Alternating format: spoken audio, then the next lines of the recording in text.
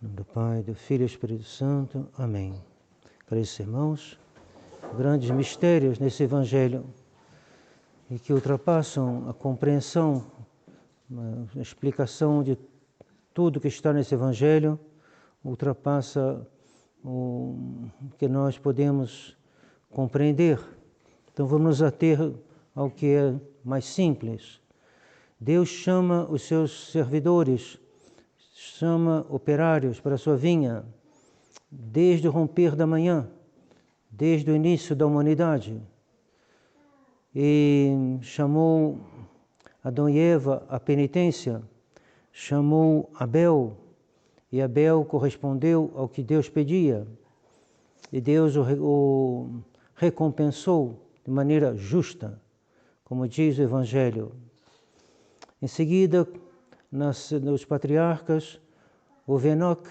Enoque foi tirado do mundo e se pensa que ele está vivo, mas Deus o trata como ele combinou com ele, como ele combina com todos nós.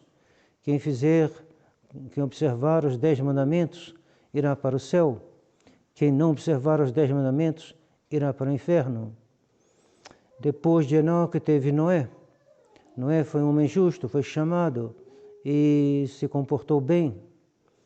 Depois dos filhos de Noé, um deles se comportou mal e foi punido.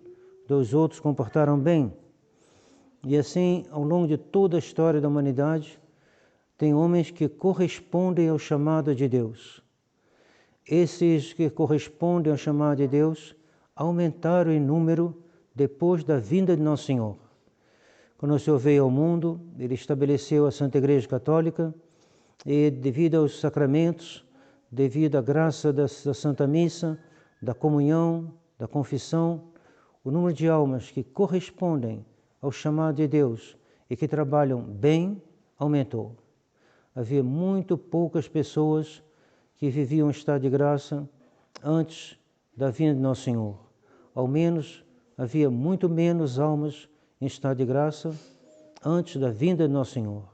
Depois foi se multiplicando. Então houve esse afrontamento com o Império Romano. Então houve grande número de mártires, tanto no Oriente como no Ocidente. Em seguida, ao longo da história da formação da cristandade, houve um grande número de santos. Não sei se era a maioria, talvez não. Maioria em cada país, talvez não. Uns acham que não. São Roberto Bellarmino acha que não. Para dizer que, como diz São Paulo na epístola de hoje, ele diz, muitos andaram com Moisés, receberam as graças da travessia até chegar à terra prometida, mas nem todos, de Deus, mas de muitos, de São Paulo, Deus não se agradou. Então, nós devemos olhar os santos são nossos modelos. Eu queria fazer uma breve exposição de uma santa, porque os santos nos ajudam a entender melhor a doutrina. A doutrina é como uma partitura de uma música. E o santo é essa música que está na partitura tocada.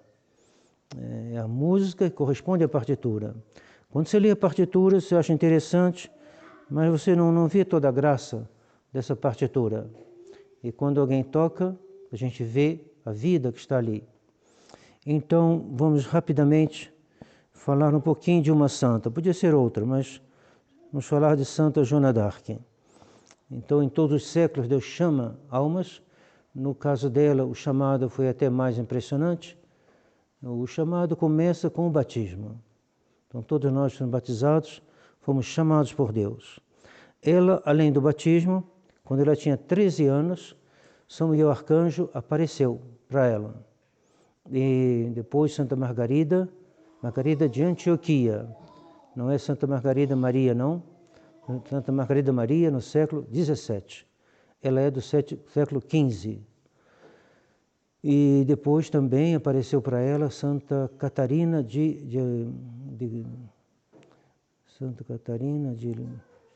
Alexandria, que também não é Santa Catarina de Sena, é uma outra Santa Catarina, da cidade de Alexandria, no Egito. Então, São Miguel disse para ela, Deus quer que você vá salvar o reino da França. O reino da França estava invadido pelo rei da Inglaterra, que se cria com direitos sobre a França. Então ele havia invadido todo o norte, tinha tomado Paris, tinha tomado toda a Bretanha, não sei se vocês têm mais ou menos o mapa da França na cabeça, era bom ter, porque a geografia ajuda a entender melhor a história, e isso é um bem. Então é o norte da França, todo tomado pela Inglaterra, aqui a parte do oeste que faz perto do litoral, aqui com o Atlântico, está tudo na mão do rei da Inglaterra.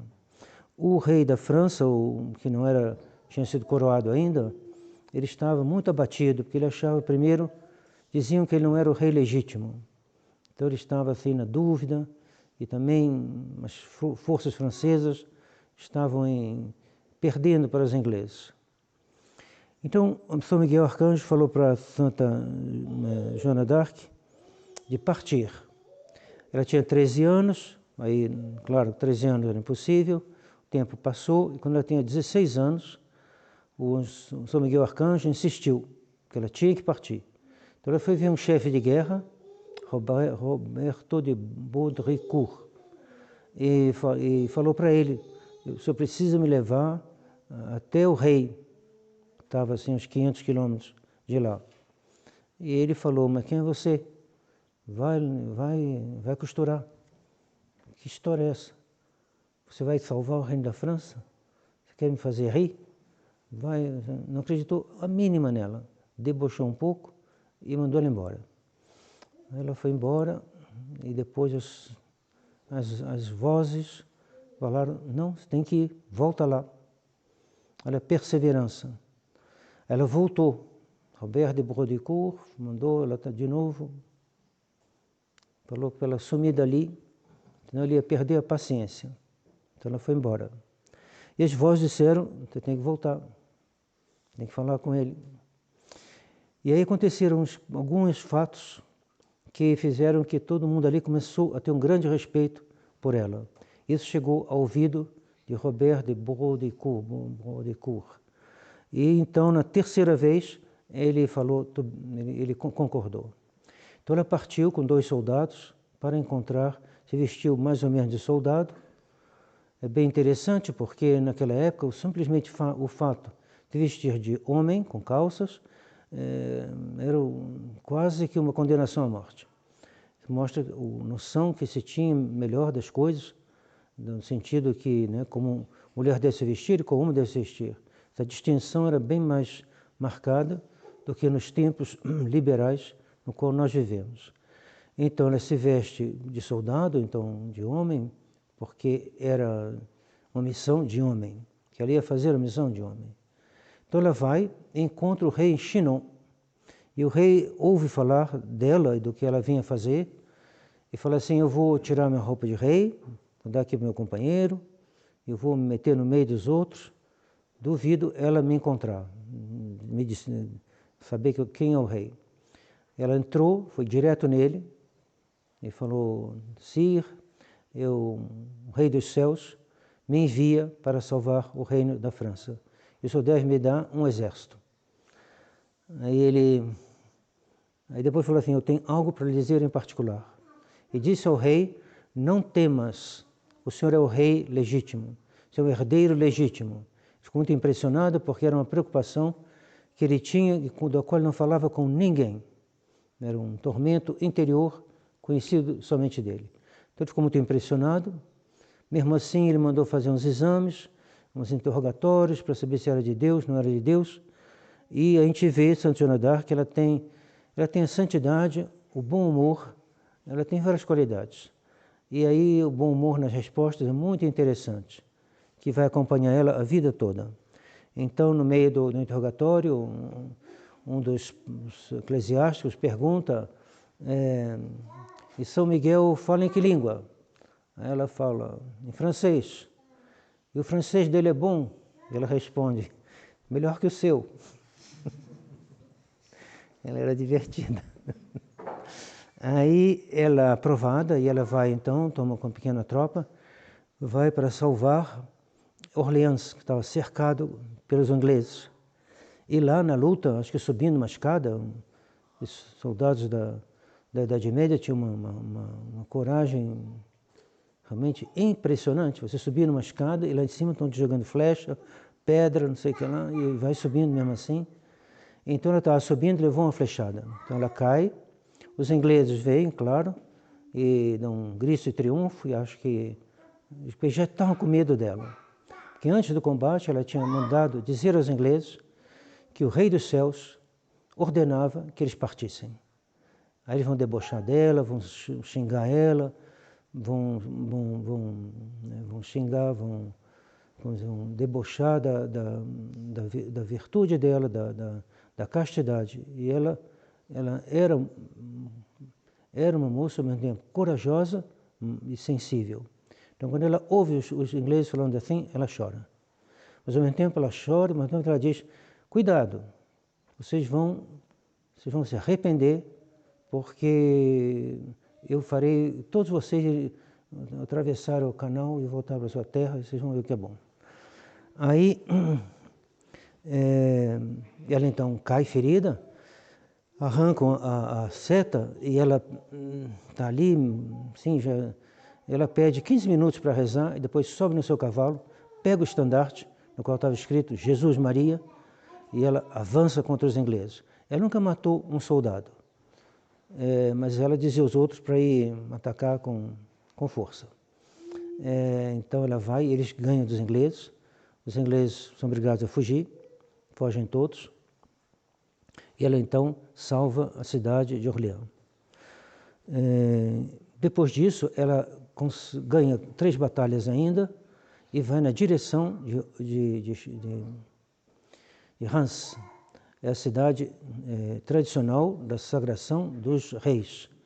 Então o rei vai com ela e ela vai então a Reims. Mais tarde vão acusar ela de, nesse momento de Reims, ter sido orgulhosa, ter atraído a atenção. Havia gente que beijava as mãos dela, os pés dela, a roupa dela. Ela falava assim, mas estão tão contentes, o que eu ia fazer? Estavam tão contentes. E fazer o quê? Nessas horas não há o que fazer. E ela falou, quanto ao meu estandarte, ele teve na pena, ou seja, na guerra, é normal que ele esteja na honra, que agora esteja na honra. Depois dessa sagração do rei, o rei vai um pouquinho não se preocupar mais com ela, vai deixar ela um pouquinho de lado. Mas ela insiste em continuar a batalhar. Mas ela não tinha mais um apoio de um exército maior. E foi junto às muralhas de Paris que ela vai ser feita prisioneira pelos burgueses. Os burgueses vão vender ela aos ingleses. E o rei não fará grande coisa para mandar um exército para tentar recuperar ela, ou então para pagar para comprar ela dos burgueses, serão os ingleses que comprarão. Os ingleses queriam o seguinte, nós temos que provar aos nossos soldados que essa mulher não é de Deus. Que eles estão agora todos tremendo assim, quando aparece Santa Joana d'Arc, e ficam duvidando, né, dessa guerra. Se Deus está do lado de Santa Joana d'Arc, nós estamos perdidos. Né? Eles falaram, nós temos que provar que ela é uma bruxa. Então fizeram um processo, mas para matar ela mesmo. E aí no início do processo, era público, todo mundo podia assistir, mas as respostas dela eram tão ferinas, tão certeiras, tão extraordinárias, que eles mandaram todo mundo embora, não fazer só fechado aqui, porque fica menos. E um pergunta, e São Miguel Arcanjo? Ele estava vestido? Ela falou, e o senhor acha que Deus não tem com que vestir ele? Não. Então, ridicularizava um pouco esses juízes, e um deles, para pegá-la assim, num erro, vai fazer uma pergunta teológica, que é a seguinte, você está em estado de graça ou não? Ninguém pode saber se ele está em estado de graça, de uma ciência certa. A gente tem uma ciência deduzida, certeza moral. Né? se confessou, não quis esconder nada, a gente supõe, né? A gente está vendo outros fatos também. A gente vê que a gente está um pouco mais paciente, então não sei, a gente tem um conhecimento, assim, pelos efeitos do nosso estado de graça. Mas a gente não tem, assim, né, direto. Então perguntaram para ela, você está em estado de graça? Ela falou, se eu não estou, que Deus me ponha, e se eu estou, que Deus me conserve. Eles ficaram arrasados. A gente não vai tirar nada dessa moça. Ela responde melhor do que nós. Não sei onde ela estudou, mas ela responde melhor que nós. E um deles perguntou, mas é Deus que quer expulsar os ingleses? Mas se Deus quer expulsar os ingleses, Ele não precisa de soldados. Você reuniu um exército, não precisa de soldados. Ela respondeu,